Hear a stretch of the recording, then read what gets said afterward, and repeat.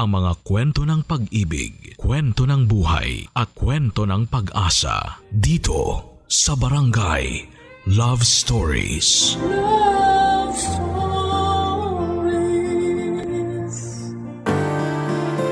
Ang pagmamahalan ay may mga pagsubok na dinadaanan.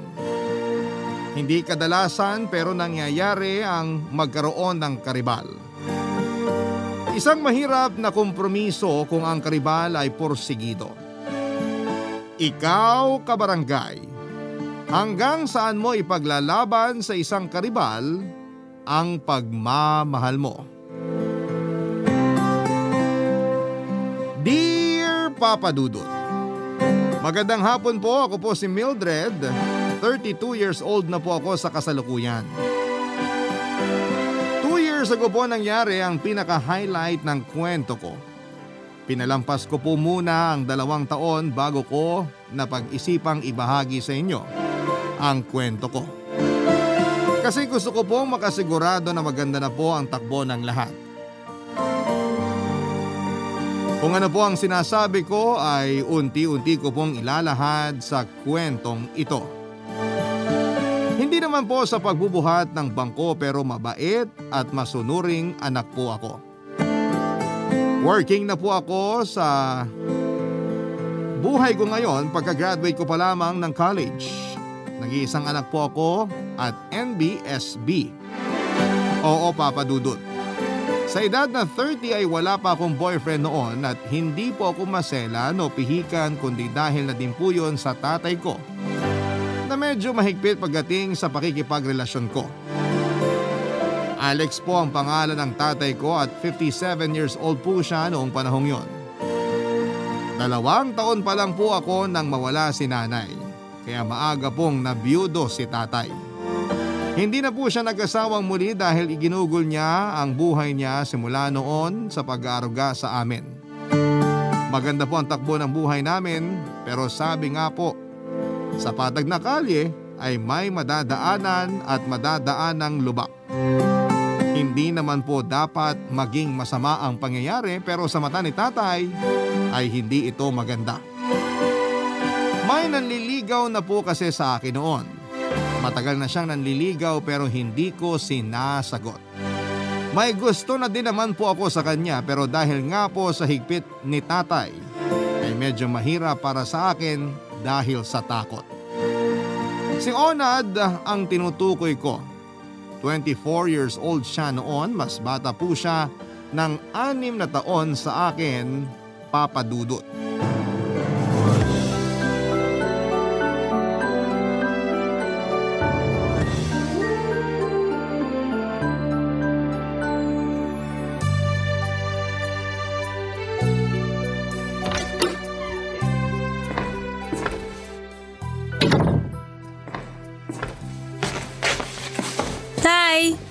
Anak, nandiyan ka na pala.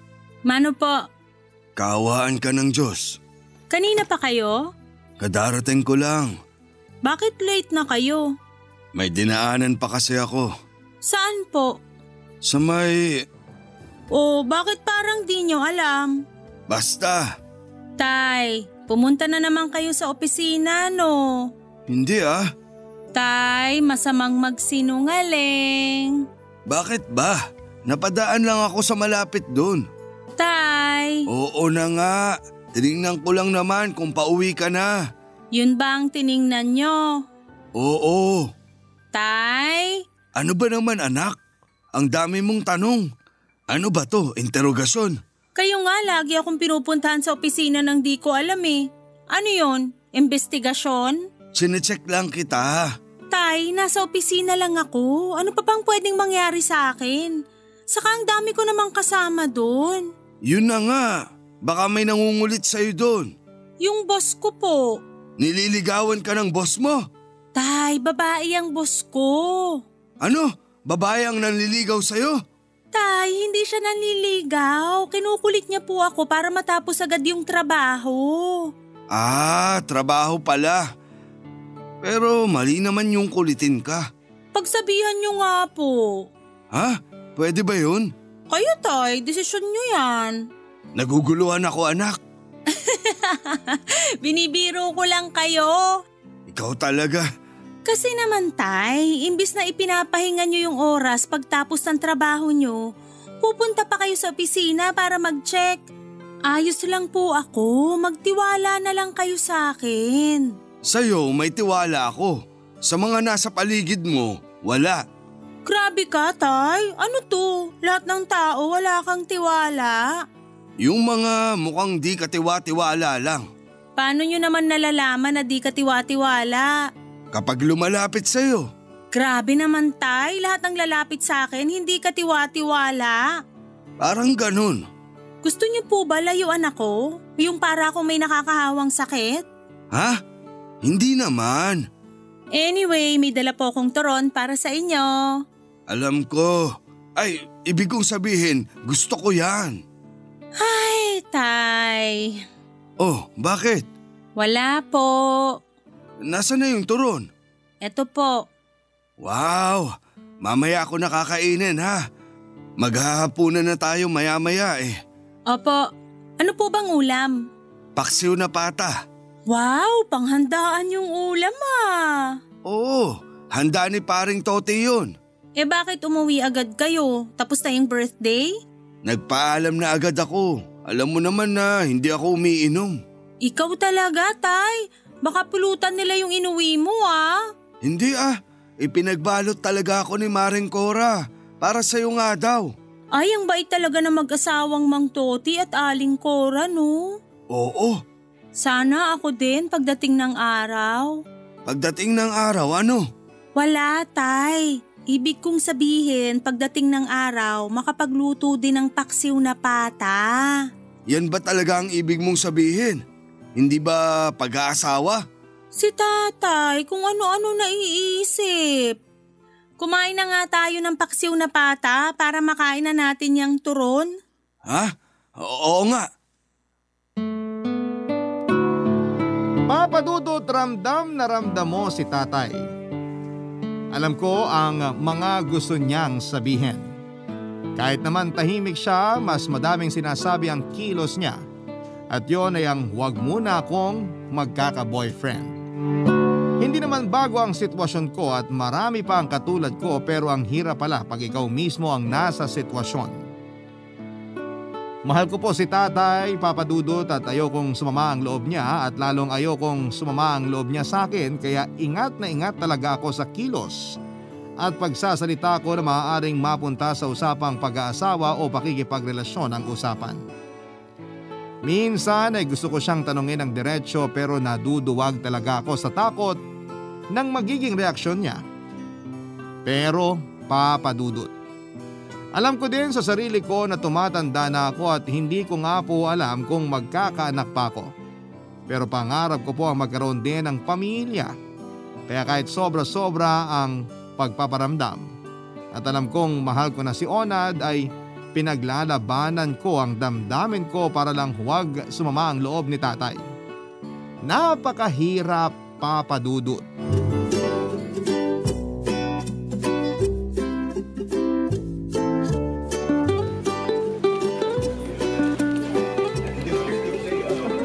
Mildred, Oh, Onad. Bakit? bulaklak oh. Lagay ko na sa table mo ah. Huy, ano ka ba? Nasa trabaho pa tayo. O ano naman, inabot ko lang naman yung bulaklak. Sige, salamat. Tara, Ha? Saan? mag-lunch tayo. Lunch? Anong oras na ba? 12:00 na. Naku, ano ba yan? Nawala na naman ako sa sarili ko. Nakalimutan ko na naman yung oras. Kaya nga nandito ako eh. Anong ibig mong sabihin? Nandito ako para i-remind ka sa mga kailangan mong maalala. Ikaw talaga? Tara na, kain na tayo. May bagong bukas na restaurant sa tapat. Naku, wag sa labas. Tatawid lang naman tayo, hindi tayo magagahol sa oras. Hindi yun. Bakit tayo mo sa labas? Basta. Sige, sa kantin na nga lang tayo. Naku, wag din doon. Delikado. Ha? Bakit delikado? Ibig kong sabihin, may baon kasi ko, kaya dito na lang ako kakain. Ah, ganun ba? Mabuti pa dito ka na din kumain. Pero wala akong baon eh. Hintayin mo ako, bibili lang ako. Wag na, madami akong binaon kaya hati na lang tayo dito. Talaga? Oo nga, halika na. Naku, salamat ah. Ano ba, madami naman to, hindi ko mauubos. Luto mo? Luto ni tatay. Patingin nga. Aba, mukhang masarap ah. Oo, masarap magluto si tatay. Sana makilala ko na tatay mo, no? Bakit naman? Para malaman niya kung gaano ako kasincere sa'yo. Tumigil ka nga, baka may makarinig sa'yo. Ano naman? Totoo naman yung sinasabi ko. Minsan di ko alam kung seryoso ka nga o nagbibiro. Palabiro ako pero sincero. Tsaka seryoso ako sa'yo. Hoy, ano bang sinasabi mo? Wala pa tayong relasyon, no? Kailan mo ba kasi ako sasagutin? Ay, Onad. O bakit? Seryoso ako. Sige, diretsahang tanong. Kahit ano sasagutin ko. Sana ako rin sagutin mo. Pwedeng wala na munang pagpapakyut? Sorry. Ano ba yung tanong? Bakit ako? Ano? Bakit ako ang nililigawan mo? Mas matanda ako sa'yo ng ilang taon. 6 na taon, pwede mo na akong panganay na ate o kaya tita.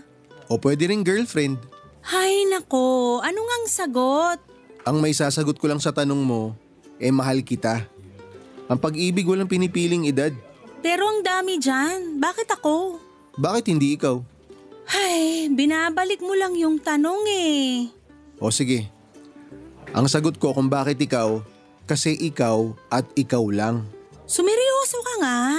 Kung sakit ang pagiging seryoso, malala na sakit ko. Seryoso ako. Seryosong seryoso. Ay, nako. O napabuntong hininga ka pa. Anong sagot? Mahal mo rin ba ako o ayaw mo talaga sa akin? Onad. Mildred, naghihintay ako. Hindi ko sigurado kung paano ko matatanggap yung sagot mo sakaling hindi ko magustuhan pero maghihintay ako. Onad, hayaan mo munang mag-isip ako. Oo naman, syempre bibigyan kita ng oras mag-isip. Hindi kita mamadaliin.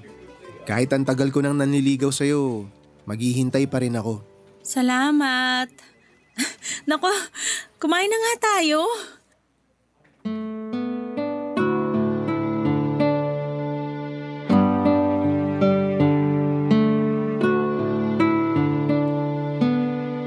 Mahal ko na po si Onad, Papa Dudut. Natatakot din ako na mawala siya at ayokong mawala siya. Alam kong ramdam din naman ni Onad na mahal ko siya. Yun nga lang ay may balakid sa pagsagot ko sa kanya. Hanggang kailan baka kaya ni Onad ang maghintay? Sana nga ay mahintay niya hanggang sa maging handa na ako. Maging handa na akong sabihin kay Tatay Papa Dudut. Malaki pa ang guilt ko kasi nagsisinungaling ako kay Tatay. Sinasabi ko sa kanya na walang nanliligaw sa akin. Pero sa totoo ay malaki na ang pagkakagusto ko kay Onad. Isang araw ay para akong binuhusan ng malamig na tubig at naglalakad kami ni Tatay pauwi.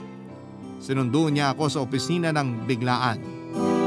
Pero wala namang nangyayari dahil wala si Onad noong araw na yon kasi pinadala siya sa Pampanga para may asikasuhin sa branch ng kumpanya namin. Mabuti na lang kasi para akong muntik ng matinik ng malaki pero nailuwa ko kaagad. Nasalubong namin si Wen na isang kapitbahay. Papa Dudut, noong makasalubong niya kami ni Tatay ay bigla niya akong binati ng congratulations. Nagulat kami ni Tatay kung para saan yung pagbati niya. Siyempre hindi mapakali si Tatay kung hindi niya malalaman kung bakit siya bumati ng ganon. Kaya tinanong niya si Wena at sinabi na masaya daw siya na may boyfriend na ako. Papa Dudut, kung si Tatay nagulat mas lalo ako kasi wala pa naman akong boyfriend. Sinundan pa niya na nakita niya daw kami na magkasama papunta sa restaurant. Bigla akong pinagpawisan, Papa Dudut. Totoo ang sinasabi niya. Nangyari ang insidenteng yon. Hindi ko alam kung paano magpapalusot. Nadinig ko na lamang si Tatay na nagpaalam kay Wena at sinabing may pupuntahan pa kami, Papa Dudut. Barangay Love Stories. Barangay Love Stories. Tahimik si Tatay noong pauwi kami at pagdating sa bahay ay parang madidinig mo ang mga kuliglig sa sobrang katahimikan. Hindi ko po alam kung paano sisimulan ang usapan. Guilty po ako kaya may kaba at takot ako sa dibdib. Kung dati nakakapag-deny pa ako kasi wala namang katotohanan ng mga hinala ni tatay, pero iba po yung araw na yon kasi totoo ang sitwasyon at ayokong magsinungaling kay tatay. Papa Dudut, hindi ko pa nga po boyfriend si Onad pero kumukuha po ako ng pagkakataon talaga kung paano sasabihin kay tatay na may nanliligaw na sa akin. Sa edad kong yon ay natatakot pa akong magsabi sa tatay ko na parang isang minor de edad. Parang nag-timer si tatay, ilang minutong tahimik nang biglang ayon, nagsimula na ang konfrontasyon. Yung tayo niya nga pala ay maraming ibig sabihin yon. Kaya hinanda ko na ang sarili ko.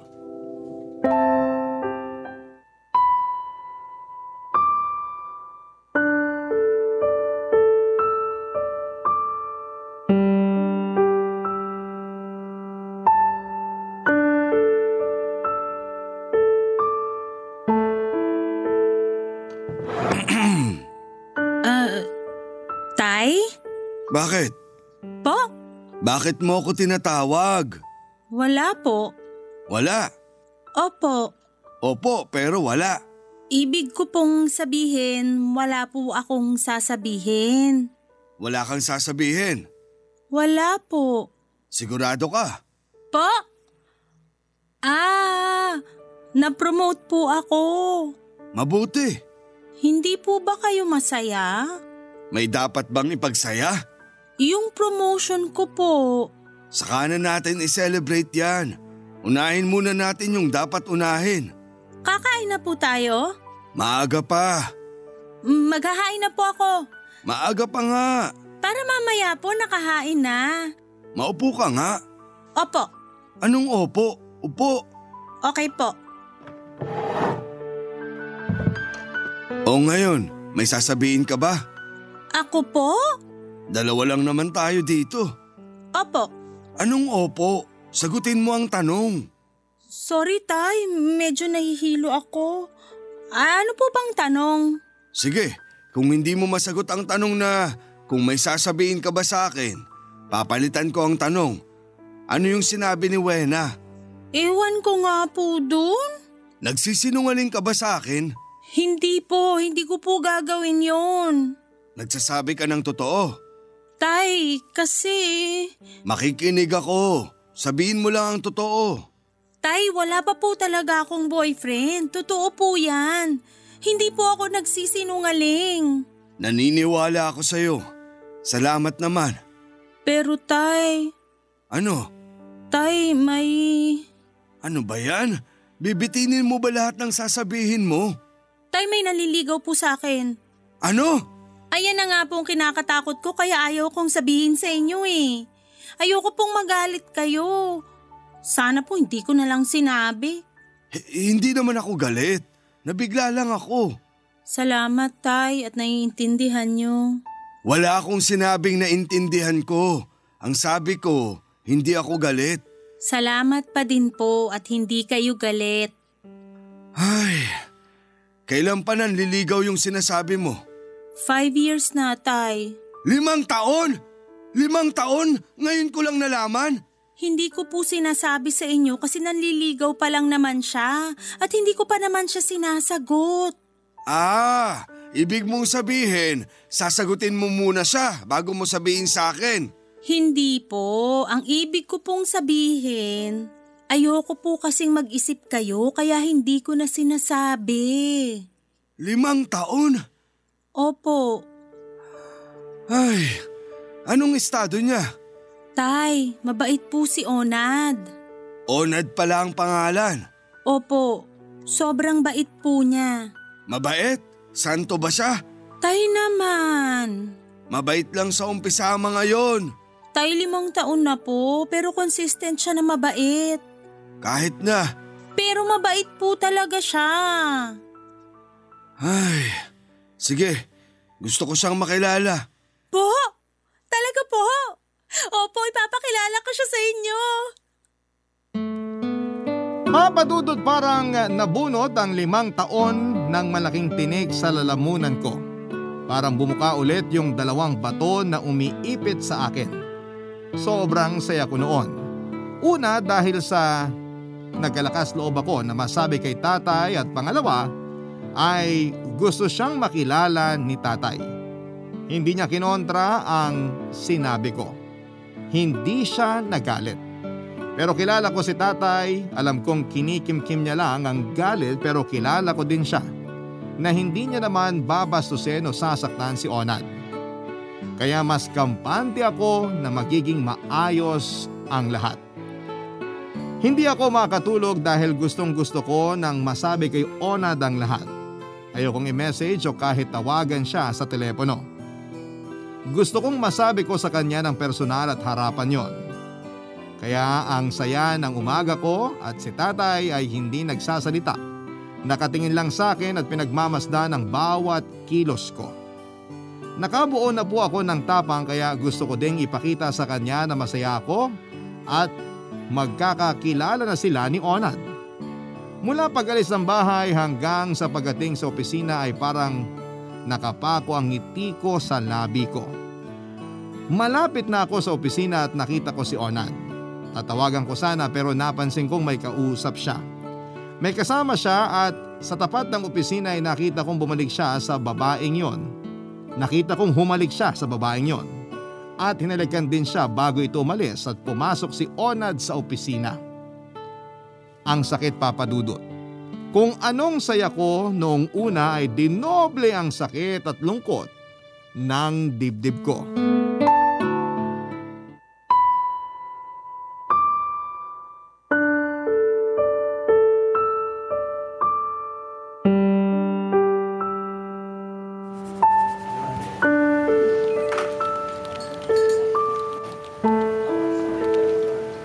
Good morning, mahal. Tumigil ka nga. Sorry, wala naman nakarinig eh. Nadinig ko. Para sa'yo naman talaga yun. Pues hindi maganda pakinggan. Wow, mali nang gising yung babe ko ah. Anong babe? Ano ako, baboy? Grabe ka naman. Mas grabe ka. Sandali, parang hindi na joke yan ah. May nagjo-joke ba dito? Teka, naguguluhan ako. Naguguluhan ka?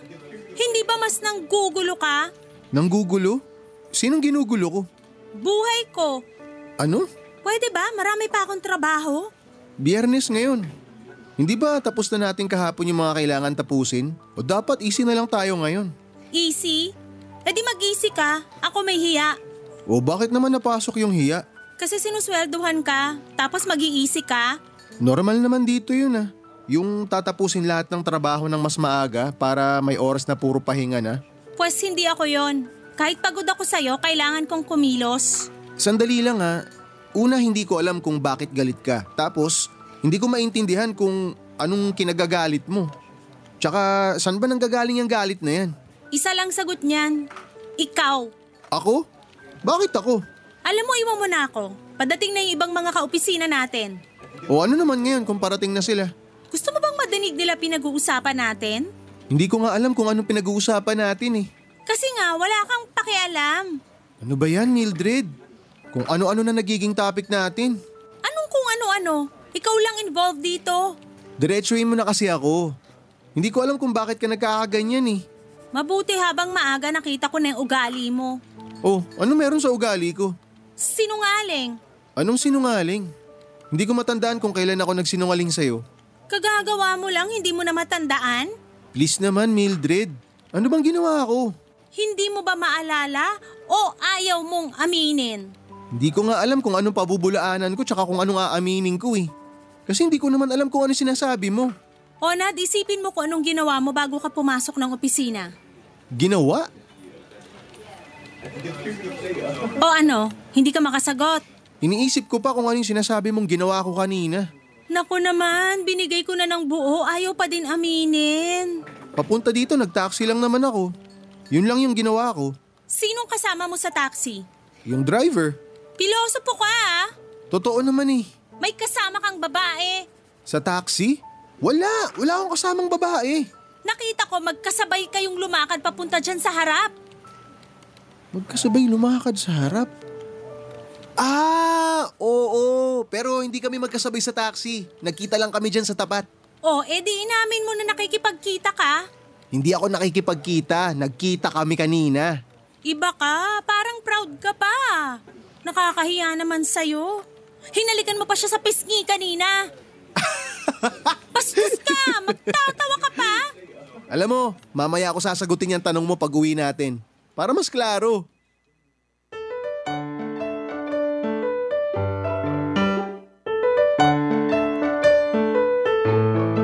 Papa Dudut, gigil na gigil ako kay Onad ng mga oras na yon. Nahuli ko nang may kasamang iba tapos pagtatawanan lamang ako. Hindi pa doon natapos ang lahat, Papa Dudut, ayaw pa niya akong sagutin kaagad. Paglabas na lang daw namin. Maya't maya siyang dumadaan sa tapat ng table ko tapos ay nakangiting kakaway. Mas lalo niya akong inaasar. Kahit na galit na ako ay ayokong mag-iskandalo. Kaya tumahimik na lamang ako. Yung sagot niya nga ay ayaw ko na sanang madinig. Yung tipong gusto ko sana pagtapos ng trabaho ay umalis na ako kaagad. Gumawa na ako ng paraan kung paano ako makakalabas nang hindi niya nakikita. Sabi ko, kunwari ay magbabanyo ako. Tapos doon ako sa likod ng opisina at dadaan palabas. Kaso paglabas ko sa likod ay nandun pa rin si Onad at naghihintay. Ina-anticipate niya talaga, natatakas ako at sa likod ako dadaan. Ewan ko kung predictable ba ako o kilala niya lamang akong masyado. Ayun nga po, Papa Dudut, na corner ako kaya hindi na ako lumaban pa. Tahimik na lamang akong sumama sa kanya.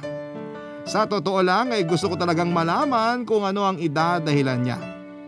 Ewan nga kung bakit. Mas nangingibabaw yung pagbigyan ko siya kesa sa galit ko. Naglakad lang kami sa kanto ng opisina at ilang sandali pa ay nakita ko ang babaeng humalik kay Onad na papalapit kung nasaan kami. Gusto kong pagsasampalin ang mukha ni Onad at umalis pero hindi ko nagawa, Papa Dudut. Barangay Love Stories. Barangay Love Stories.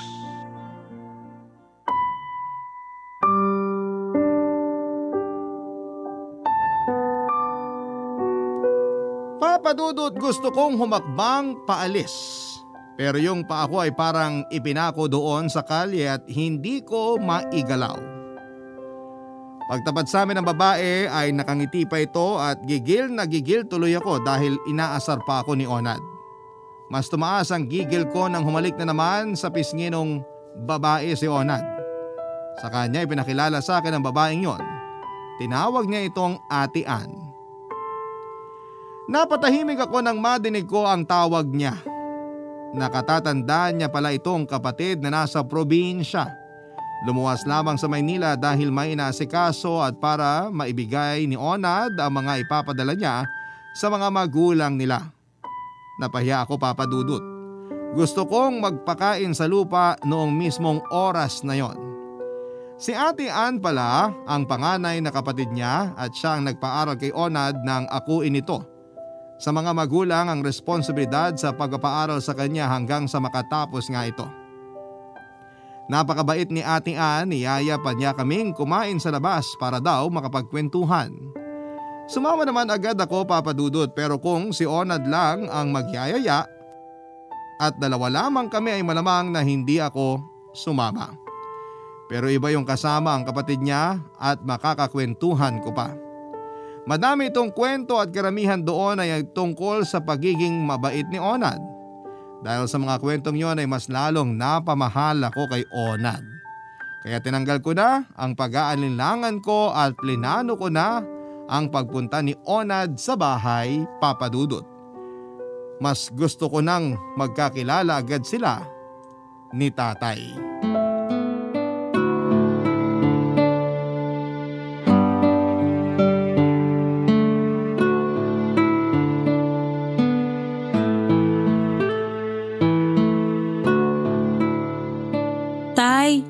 Papaalala ko lang po na ngayon dadalaw si Onad, ha?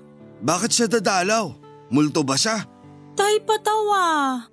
Sa kwarto lang po ako. Tawagin niyo na lang ako pag nandyan na siya. Tay! Oo na!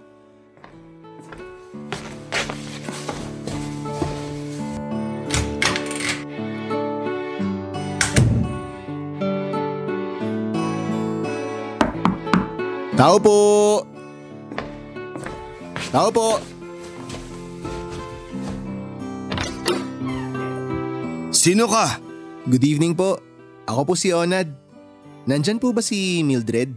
Mildred? Walang Mildred dito. Baka mali ka nang napuntahan. Po? Pero tama naman po yung binigay sa akin na address. Baka hindi dito yon. Sige na, umalis ka na. At marami pa akong gagawin. Pero dito po kasi yung... Tay, ano yon? Ha? Ang alin? Nadinig ko kumalabog yung pinto. Wala, may tinaboy lang ako na ipis. Hello, Onad? Nasaan ka na? Nandito sa tapat ng pinto nyo. Ha? Sandali. Bakit hindi ka kumatok? Kumatok ako. Sabi sa akin, hindi ka raw dito nakatira. Sino may sabi? Ah, si Mildred ba ang hinahanap mo? Ang dinig ko kasi sabi mo, alis. Po? Ang layo naman po ng alis sa Mildred. Ay, tuloy ka, Onad. Salamat. Tatay ko, si Tatay Alex. Tay, siya si Onad. Siya ba? Opo, nagpakilala na po ako sa inyo kanina. Oh, nagpakilala na pala siya, Tay eh. Hindi ko kasi nadinig. Maingay kanina. Oo nga Mildred, baka masyado lang maingay sa labas kanina. Upo ka. Sandali kukuha ko ng maiinom. Magiinuman kayo? Tay, juice. Juice ang sinasabi ko. Sandali lang, Onad ha. Pasensya na ha, pero wala akong tiwala sa'yo eh. Alam ko po, hindi nyo naman po ako pagsasaraan ng pinto kung okay ako sa inyo. Pero naiintindihan ko po kayo. Tatay kayo kaya naiintindihan ko na pinoprotektahan nyo lang si Mildred. Mabuti alam mo, kaya iwan mo na siya at wag mo na siyang guluhin. Hindi ko po siya ginugulo. Totoo po ako sa kanya. Alam ko na yung mga ganyang hirit, kaya hindi mo ako maluloko at hindi ako papayag na lukuhin mo din ang anak ko. Hindi ko po siya niloloko. Seryoso po ako sa anak nyo. Hindi na ako nakikiusap ha, sinasabihan na kita, iwan mo na ang anak ko.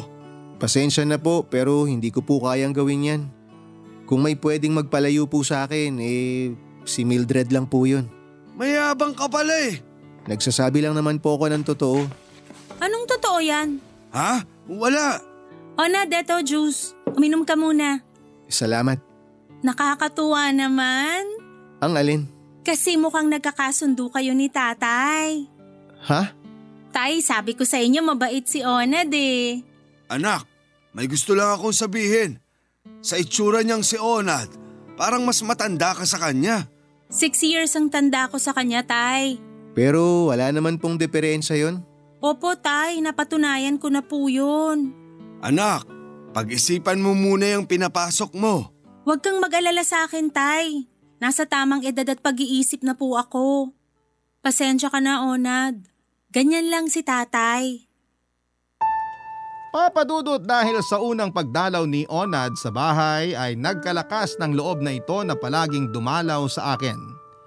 Masaya ako pero syempre hindi si tatay.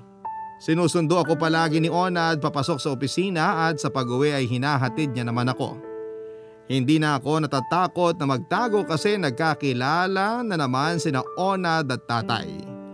Paminsan-minsan ay nakakalabas kami para kumain sa restaurant o kaya ay manood ng sine o maglakad-lakad lang.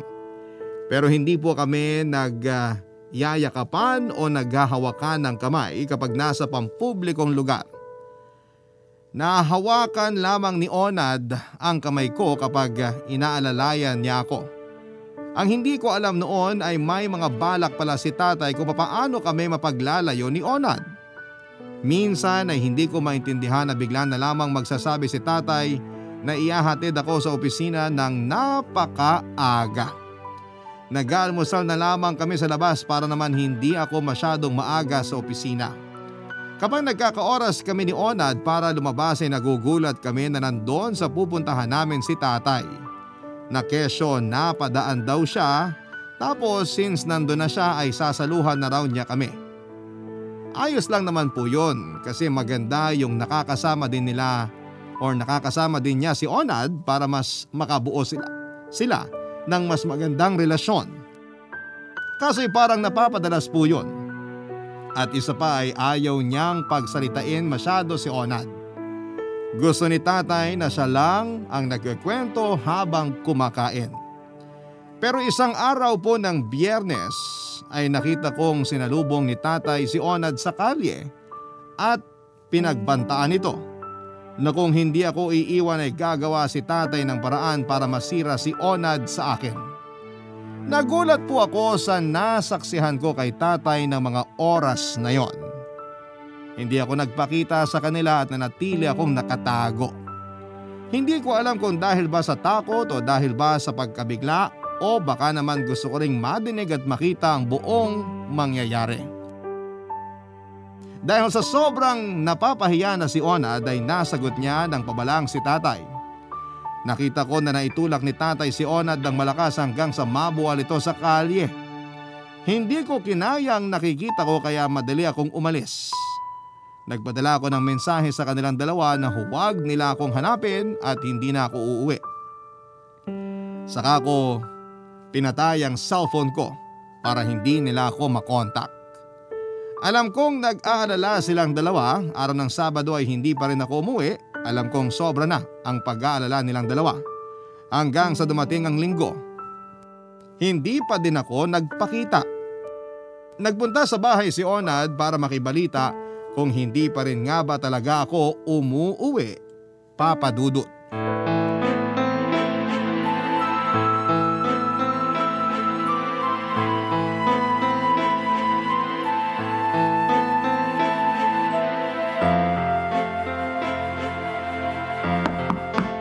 Anak! Anak! Bakit ka nandito? Si Mildred po. Itatanong mo pa? Hindi ba ikaw ang dahilan kaya siya umalis? Ako po? Nasubukan niyo na po bang itanong yan sa sarili niyo? Hoy, huwag kang mayabang. Nasa pamamahay kita. Wala po ako sa loob ng bahay niyo. Nandito lang po ako sa tapat. Tsaka hindi po ako mayabang. Nangangatwiran lang po ako. Dahil sa'yo, lumayas ang anak ko. 3 araw na. Pag may nangyari sa kanya, hindi kita mapapatawad. Kapag may nangyari sa kanya, hindi ko mapapatawad ang sarili ko. At pati kayo. Hindi ko kayo mapapatawad. Maayos kami bago ka dumating. Ilang taon na po kami magkakilala ni Mildred. Maayos naman po siya mula noon. Kasi nga, ginulo mo kami. Hindi po sa akin ang galing ang gulo. Ano bang pinagmamalaki mo? Wala po. Pero ang may pagmamalaki ko lang ay yung pagmamahalan namin ni Mildred. Lolokohin mo lang ang anak ko. Paano niyo ho nalaman? Kakakilala niyo lang sa akin, nahusgahan niyo na ako agad. Dahil yun ka. Alam niyo, hindi naman makakabalik si Mildred kung mag-aaway tayo eh. Baka naman po pwedeng magkasundo na tayo kahit ngayon lang. Para lang mahanap natin siya. Huwag na po kayong umiyak. Baka makasama pa yan sa inyo. Isipin na lang po natin kung saan pwedeng magpunta si Mildred at kung sino yung pwede niyang puntahan. Wala akong ibang maisip eh. Sa mga kamag-anak niyo po kaya? Tinanong ko na ang mga kamag-anak ko at kamag-anak ng nanay niya. Wala daw sa kanila. May kakilala po ba kayong kaibigan ni Mildred? Sa opisina po kasi wala siya masyadong kaibigan eh. Yung ilang nakakakilala sa kanya, tinanong ko na sila. Wala daw po silang alam. Wala na akong ibang maisip eh. Saan po kaya pupunta yun? Hanggang ngayon po kasi nakapatay pa rin po yung cellphone niya eh. Oo nga eh. Hindi ko din siya matawagan.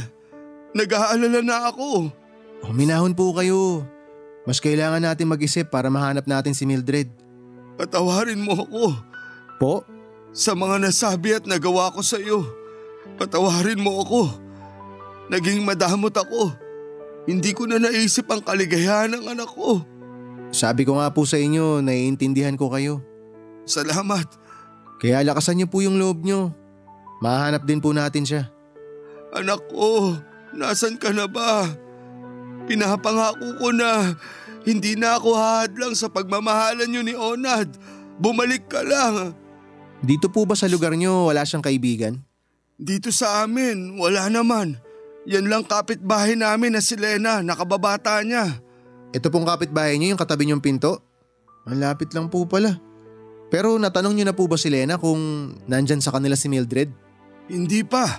Sa sobrang layo ng pag-iisip ko, nawala sa isip ko na tanungin si Lena. Mabuti pa po, tanungin na natin siya. Tara, ayan lang sila sa kabila. Hindi na po kailangan. Anak! Mildred! Anak! Huwag ka nang magalit sa akin. Hindi po ako galit. Gusto ko lang pong ma-realize niyo yung mga nangyayari. Naiintindihan ko na. Ayos na kami ni Onad. Alam ko po. Teka, alam mo? Oo. Mula nung Biyernes, tiyan na ako nagtatago kila Lena. Sinabi ko sa kanya na dun muna ako. Kaya nakikita ko at halos nadidinig ko lahat ng mga nangyayari dito. Mula nung Biyernes, nandiyan ka lang kila Lena? Opo, Tay. Pasensya na at ginawa ko yun. Gusto ko lang namang makapag-isip at mabigyan din kayo ng oras para mag-isip. Oo anak, nagising na ako. Patawarin mo ako sa sobrang paghihigpit. Mabait na tao si Onad, kaya lalo akong hindi nakukontra sa inyo. Salamat po, Mang Alex. Pwede mo din naman akong tawaging tatay. Po? Oh, huwag kang magulat. Basta, ang hiling ko lang sa'yo ay mahalin at alagaan mo ang anak ko. Opo, maraming salamat po. Hoy, ano ba yung usapan nyo? Nanliligaw pa lang si Onad, Tay. Wala pa kaming relasyon. Sagutin mo na kasi si Onad.